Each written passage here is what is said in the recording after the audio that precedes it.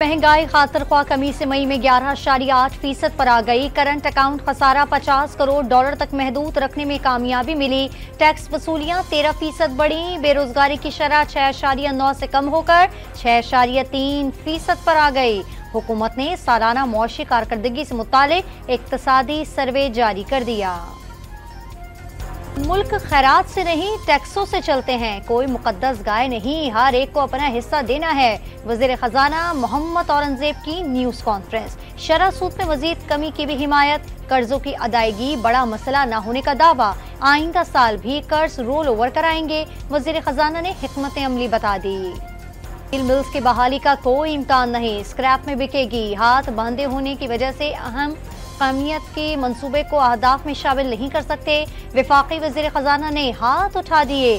PIA की निचकारी से मुतालिक नतीजा जुलाई या अगस्त तक आने का इम्कान जाहिर कर दिया।